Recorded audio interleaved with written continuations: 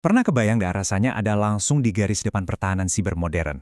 Nah, di sesi bedah materi kita kali ini, kita bakal membongkar habis sebuah buku panduan yang luar biasa keren dari Kyle Wilhoit dan Joseph Opagi. Judulnya Operationalizing Threat Intelligence. Kita nggak akan cuma ngebahas teori yang ngebosenin ya. Kita bakal langsung masuk dan membedah pola pikir layaknya seorang detektif di medan perang digital yang resikonya itu benar-benar tinggi. Jadi, siapkan diri Anda, karena kita akan lihat persis gimana kekacauan data yang ada di internet bisa diubah jadi senjata pertahanan yang luar biasa tajam. Kita mulai dari satu fakta pahit yang nggak bisa kita hindari. Hari ini, hampir setiap organisasi pasti punya jejak digital kan? Dan tahukah Anda, fakta sederhana itu aja udah bikin organisasi Anda jadi target yang super menggiurkan buat para pelaku ancaman cyber. Jadi pertanyaannya sekarang itu bukan lagi apakah organisasi Anda ada di radar mereka, tapi lebih ke kapan giliran Anda yang akan diserang.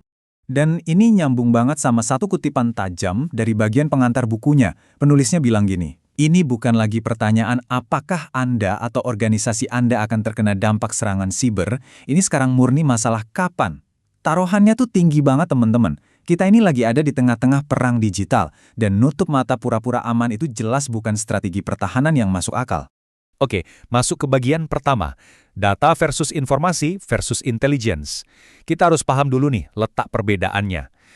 Langkah paling awal buat bisa bertahan adalah kita harus paham amunisi kita. Banyak banget organisasi ngerasa udah aman cuma karena mereka ngumpulin ribuan alert keamanan tiap hari. Padahal aslinya mereka cuma lagi tenggelam dalam kebisingan. Nggak semua sinyal digital itu berguna loh. Biar gampang, bayangin gini. Anda nemu satu keping puzzle yang tercecer. Nah itu adalah data. Contohnya, alamat IP mentah. Nggak ada artinya kan tanpa konteks. Terus Anda validasi IP itu, dan sadar kalau IP ini ternyata bertindak sebagai Node Command and Control atau C2. Ini baru namanya informasi. Anda udah mulai nyatuin beberapa keping puzzle. Tapi intelligence itu terjadi pas Anda bisa lihat gambar puzzle-nya secara utuh, dan Anda sadar kalau IP tersebut ternyata terhubung dengan grup peretas tingkat tinggi kayak APT29, lengkap sama motif dan niat jahat mereka.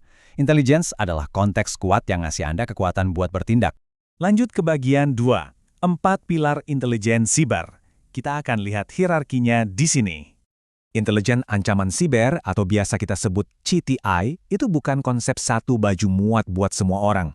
Sama kayak operasi militer, info yang dibutuhin sama seorang CEO di ruang rapat pasti beda jauh sama info yang dibutuhin analis di garis depan. Makanya ada 4 pilar utama. Di tingkat paling atas, strategis. Para eksekutif itu butuh wawasan gambaran besar, risiko bisnis, dan tren industri. Mereka nggak akan peduli soal kode hash dari sebuah malware. Turun ke bawahnya ada tingkat operasional buat manajer keamanan yang fokusnya ke potensi serangan yang lagi ngincer dan apa niat musuhnya. Terus masuk ke area teknis, intelijen taktis ini krusial banget buat tim respon insiden. Mereka harus paham taktik, teknik, dan prosedur atau TTP dari si penyerang. Terakhir, intelijen teknis yang langsung dipakai sama staf SOC atau sistem otomatis buat ngeblokir indikator kompromi, alias IOC. Tiap lapisan punya misi vitalnya masing-masing. Sekarang kita masuk ke bagian 3, membedah siklus hidup intelijen. Ini ibarat anatomi dari sebuah investigasi. Nah, pertanyaan paling pentingnya sekarang, gimana sih cara kita ngehasilin intelijen yang super berguna tadi? Gimana caranya ngubah jutaan baris log yang berantakan jadi laporan strategis yang rapi atau daftar blokir yang benar-benar efektif? Jawabannya ada di proses 5 langkah ini, yang aslinya diadaptasi dari metodologinya CIA. Ini adalah corong detektif kita. Dimulai dari perencanaan dan arahan. Kita harus tahu dulu apa yang belum kita ketahui.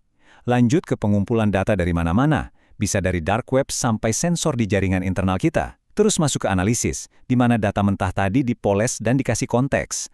Habis itu produksi, di mana semua wawasan tadi dirakit jadi format yang siap pakai. Dan puncaknya, penyebaran dan umpan balik, yaitu ngasihin intelijen itu langsung ke tangan orang-orang yang bisa ngambil keputusan. Ini adalah siklus tanpa henti yang bakal terus menejamkan pertahanan kita. Masuk ke bagian 4, konsep piramida nyeri. Ini cara kita mengukur seberapa efektif pertahanan kita. Coba kita putar cara pandang kita sebentar. Kalau kita ini detektifnya, gimana sih cara paling ampuh buat bikin para penjahat siber ini kesakitan? Di dunia cyber security, kita ngukur efektivitas pertahanan pakai konsep brilian yang namanya piramida nyeri atau pyramid of pain. Coba perhatiin. Di dasar piramida, kalau kita cuma ngeblok nilai hash atau alamat IP, itu sifatnya trivial alias sepele banget buat penyerang. Mereka tinggal ganti IP dalam hitungan detik. Naik sedikit, ngeblokir nama domain itu mudah buat mereka atasi. Tapi, lihat bagian paling puncaknya. TTP, taktik, teknik, dan prosedur. Kalau kita berhasil paham dan ngeblokir cara mereka beroperasi, gimana mereka menyusup dan bergerak di jaringan kita ngasih mereka rasa sakit operasional yang luar biasa parah. Kita maksa mereka buat bikin ulang tools dan belajar ulang cara ngehack dari nol. Dan pastinya, itulah target tertinggi kita. Makanya, evolusi sebuah tim pertahanan itu mutlak diperlukan. Pertahanan yang sepele itu sifatnya cuma reaktif, persis kayak main pukul tikus, cuma sibuk ngeblokir indikator mentah yang terus-terusan ganti. Tapi pertahanan yang tangguh, nah itu dia esensi sebenarnya dari operasionalisasi intelijen ancaman. Anda paham, Anda buru, dan Anda patahkan perilaku inti si penyerang. Anda berhenti jadi korban yang cuma bisa nunggu diserang, dan berubah jadi pemburu yang proaktif. Terakhir, bagian 5, mengubah strategi menjadi aksi nyata di lapangan. Kita udah ngomongin teorinya, metodologinya, sampai pola pikirnya. Sekarang, yuk kita bawa semua konsep ini ke dunia nyata. Organisasi modern itu ibarat lagi main kucing-kucingan yang nggak ada selesainya antara tim merah dan tim biru. Tim merah bertugas ngelakuin simulasi serangan, pura-puranya jadi hacker buat ngetes seberapa kuat pertahanan kita. Di sisi lain, tim biru ini adalah perisai utamanya. Dan disinilah CTI jadi senjata rahasia andalan mereka. Intelligence ancaman ini bertindak kayak buku pedoman yang terus update buat tim biru, ngasih tahu mereka persis taktik baru apa yang lagi ngetren dipakai hacker di luar sana.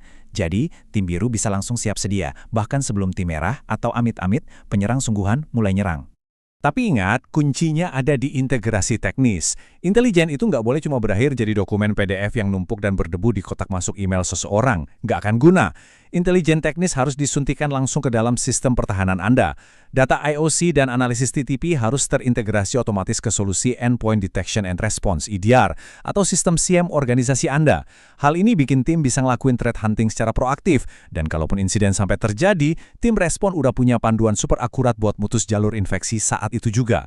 Gini loh, cara kita mengubah postur reaktif jadi perisai baja yang kokoh. Jadi, sebagai penutup sesi bedah materi kali ini, coba deh renungkan pertanyaan provokatif ini. Coba lihat lagi ke dalam infrastruktur keamanan di tempat Anda sendiri. Apakah jejak digital organisasi Anda saat ini benar-benar dilindungi oleh intelijen yang bisa langsung dieksekusi? Atau jangan-jangan Anda dan tim Anda cuma lagi capek tenggelam di lautan data alert yang nggak ada habisnya? Panduan dari Will Hoyt dan Opaki ini membuktikan dengan sangat jelas kalau operasionalisasi intelligence itu bukan sekedar fitur tambahan, tapi keharusan mutlak buat bisa survive di era modern ini. Terima kasih banyak udah ikut membedah materi yang luar biasa ini, dan sampai jumpa di analisis kita selanjutnya.